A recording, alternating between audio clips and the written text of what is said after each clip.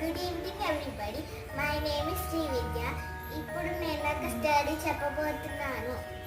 అనగనగా ఒక అడవిలో ఒక రాజు ఉండేవాడు. ఆ రాజుకి ఒక కోతి ఇంకా నక్క స్నేహితులు ఉండేవారు. వారు ముగ్గురు ఎప్పుడు అడవిని అంతా రక్షించేవారు. అయితే ఒకరోజు ఒక ఈగల్ రాబిట్స్ని పట్టుకోవడానికి అంటే వేటాడడానికి వచ్చింది. అయితే తను వేటాడడం తప్పితే అన్నీ పారిపోయాయి, కానీ ఒక్క ర్యాబిట్ మాత్రం ఉండి నన్ను కూడా పట్టుకోలేకపోతున్నావు అని నవ్వి పారిపోయింది. అయితే ఒక పక్షిని పట్టుకోవాలని తను నిర్ణయించుకుంది. తను వెళ్తూ ఉంటే నది దగ్గర విశ్రాంతి తీసుకుంటుంది. అప్పుడు ఒక మాయా చెట్టు ఉంది. ఆ మాయా చెట్టు మీద ఒక పక్షి కూర్చొని మాయా చెట్టుతోటి మాట్లాడుతుంది. నువ్వు లేకపోతే నేను లేనట్టే, ఎందుకంటే నీ వల్లే నాకు మాయా శక్తులు వచ్చాయి అని అన్నది.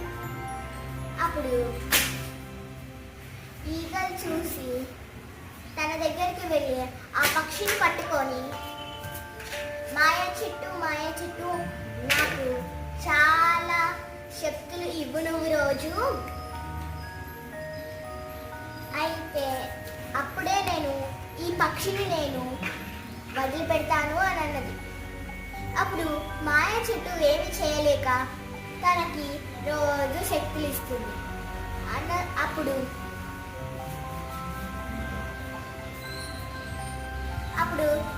అడవిలో ఉన్న జంతువుల సంఖ్య తగ్గిపోయింది.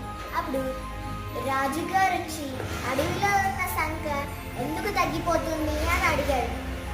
అడిగితే తనకి కోతి స్నేహితుడు ఉన్నాడు కాబట్టి తను ఒక ఈగల్ అన్ని జంతువులని చంపి తింటుంది, అందుకు జంతువుల సంఖ్య తగ్గిపోతుంది అని అన్నారు. అయితే ఇప్పుడు ఆ రాజుగారు కోతి ఇంకా నక్క ఇంకా మిగిలిన జంతువులు ఆ మాయా చెట్టు దగ్గరికి వెళ్ళి ఆ ఈగల్ ఉంది కదా తనని వెంటనే ఫాలో చేశారు. కానీ తనకు కనపడేలా కాదు, పొదల వెనకాల దాక్కోవడం, చెట్ల వెనకాల దాక్కోవడం అలా చేశారు. అయితే ఒకరోజు వాళ్ళంతా కలిసి మాయా చెట్టు దగ్గరికి వెళ్ళి మాయా చెట్టు ఆ ఈగల్ నుంచి మమ్మల్ని కాపాడు అంటే ఆ మాయా చెట్టు జరిగినదంతా చెప్తుంది.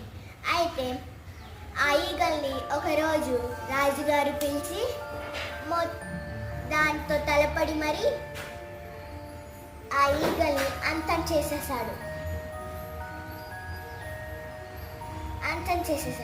దాని తర్వాత అందరూ అడవిలో సంతోషంగా ఉన్నారు. Thank you. మరిన్ని వీడియోస్ కోసం శ్రీ విద్య ఛానల్ని సబ్స్క్రైబ్ చేయండి అండ్ లైక్ ఆల్సో. బాయ్.